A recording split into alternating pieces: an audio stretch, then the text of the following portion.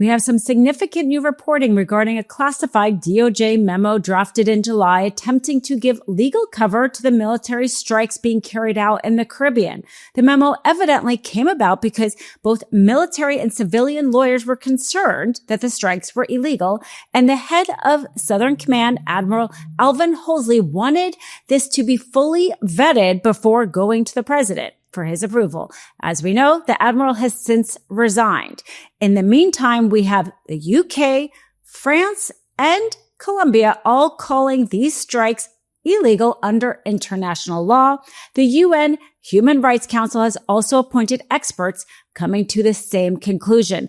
The details of this classified memo have been leaked, and their argument is both circular and nonsensical. Let's get into it. The DOJ memo runs about 50 pages, and its main argument is that this armed conflict is an Article 2 non-international armed conflict. That's a quote. Non-international armed conflict. The attempt of this DOJ memo is to say that we are not at war internationally, therefore international laws don't apply. But yet also, this is not a domestic criminal activity, otherwise domestic criminal laws apply. It seems that the DOJ is attempting to create this whole new concept, which is that the president is carrying out a domestic war in perhaps a similar way as him trying to send in troops to various cities. It seems he got the cue from the Supreme Court that says that he has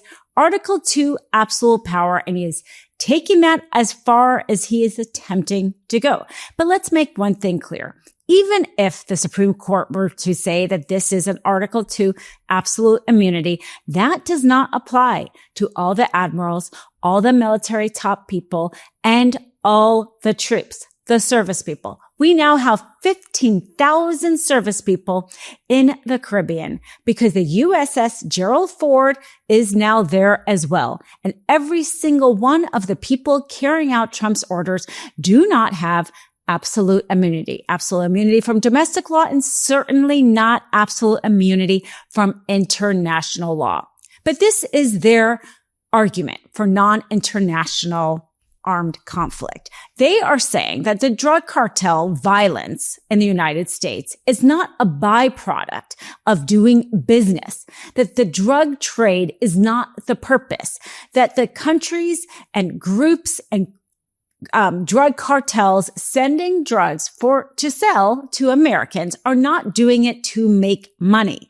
The argument Trump and his DOJ is making is that the purpose is to actually be violent against Americans, that the reason why they sell the drugs is only to fuel the violence. Hence, that's why they are a terrorist organization. And that's the nonsensical part. In terms of everything we have understood about cartels and the drug business for decades, perhaps since it has existed, we see this as the Americans are consumers, the drug cartels are sellers of the drugs. And this isn't about killing your drug users. This is about making money. This is a business. This is a profit. But Trump's DOJ is trying to argue that it's not a business, that the point is actually to commit violence against the U.S. And this is why he's having this armed conflict that's not international, but somehow also not part of our criminal justice system. That is the circular, nonsensical argument he is making.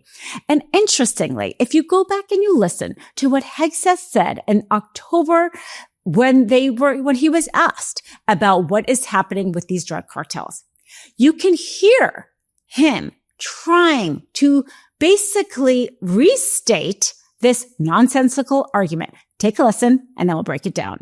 As I mentioned, nobody better in the world at mapping networks, identifying who's connected to who inside terrorist organizations. It's just the media is used to hearing that when it pertains to Afghanistan and Iraq and ISIS and Al-Qaeda.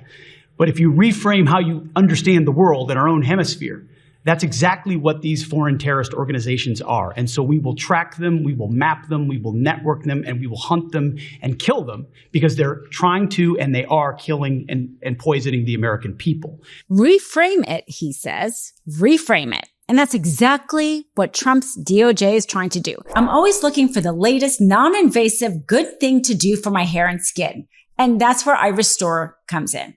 iRestore delivers clinical grade technology while I'm in my own home. All I have to do is sit on the couch and plug in the iRestore Elite for my hair and plug in the Illumina face mask for my skin, creating this super simple yet effective self-care routine. And the best part is that right now, there is a bundle where you can grab both and save. So whether or not you're buying your own self-care routine or you're surprising someone special with the ultimate gift, this season, combine iRestore Elite and Illumina face mask bundle has you covered. So the iRestore Elite is their most advanced laser growth system with 500 lasers and LEDs to help regrow thicker, healthier hair in as little as 3 months. Just wear it while working, wrapping gifts, or watching holiday movies. And the Illumina face mask is lightweight, cordless, and packed with 2 times more LEDs than its top competitors.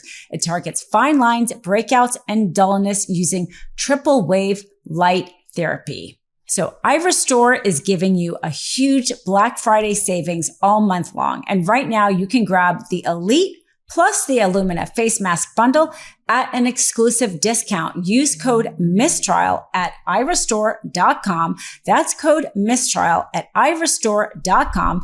Don't miss the perfect holiday glow up. Because make no mistake, this DOJ, as we know, is in the pocket of Trump. It's not about coming up with some sort of independent legal analysis to determine whether or not this is or isn't lawful, which would certainly be helpful and in fact essential when you're asking people to literally murder people. It is murder if you don't have legal justification. But as we know, Trump controls this DOJ. Pam Bondi is willing to say and do anything Trump wants. Do we really think Trump's DOJ that Pam Bondi was going to issue a memo saying, no, you can't do this? Instead, they come up with this most circular argument that makes no sense and that would easily fail in court. Because the fact of the matter is Trump fails in court. He gets Lindsey Halligan to do a indictment against Letitia James. And we see that literally falling apart in real time. Because it's one thing to say something in a memo or even to the press. It's a whole other to prove it in court. You actually have to have facts and law on your side. And let's talk about beyond the domestic liability issues, the international liability issues and international tribunals. The fact is the UK stopped sharing intelligence with us. If they thought what we were doing was lawful, they would not do that. And they have the intelligence. Colombia has stopped sharing their intelligence with us, saying it's a human rights violation. They have actually been a very strong partner in sharing their intelligence in order to stop the drug cartels. If they thought we were stopping the drug cartels in some sort of a lawful way, do you think they would stop that? That in itself is telling. This is beyond not transparent, but you can tell by the actions of a country like UK, one of our strongest allies. If they had information that they thought what we were doing was right, wouldn't they continue to do it? In fact, what we heard from France just recently speaking out about what we're doing being so incredibly unlawful.